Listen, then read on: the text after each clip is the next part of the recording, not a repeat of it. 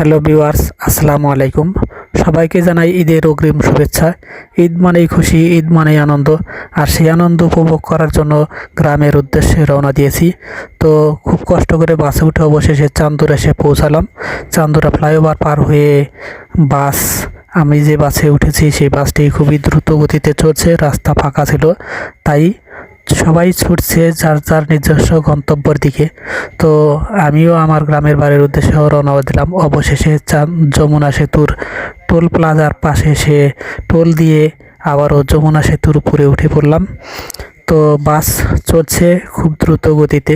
এবার একটি বিষয় লক্ষ্য করলাম, সেটা হলো যে বাস যমুনা সেতুর যে দুই পাশে চার লেন দিয়েই বাস শুধু উত্তরবঙ্গের দিকে ছুটছে। তো অবশেষে যমুনা সেতুর উপর দিয়ে বাস, আমরা যেহেতু সঠিক লেনে ছিলাম তাই বাস খুব দ্রুত গতিতে ছুটে চলছে। এই বুঝি এসে পৌঁছালাম বাড়িতে, এমনটি মনে হচ্ছে। প্রায় পাড়ের কাছাকাছি এসে পৌঁছালাম।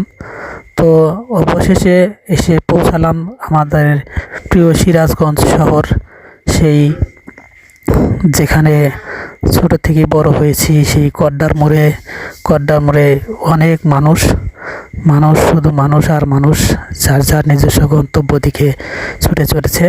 তো অবশেষে কড্ডার মোড়ে এসে পৌঁছালাম। ঈদের ছুটিতে বাড়িতে যাচ্ছি, খালি হাতে তো যাওয়া সম্ভব নয়, তাই কিছু ফল কিনলাম। পর উঠে পড়লাম আবার আমরা অটোতে। তো অটোতে ওঠার পর বাড়ির দিকে রওনা দিয়েছি।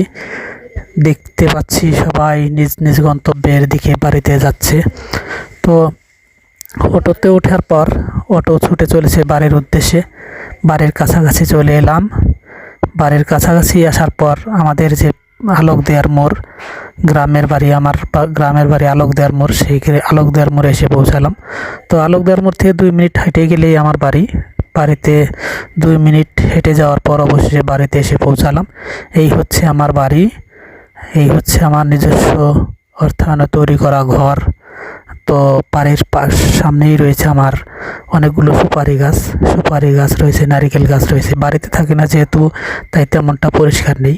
তো সবাইকে আবারও ঈদের অগ্রিম শুভেচ্ছা জানিয়ে শেষ করছি। সবাই ভালো থাকবেন, সুস্থ থাকবেন। আল্লাহ হাফেজ।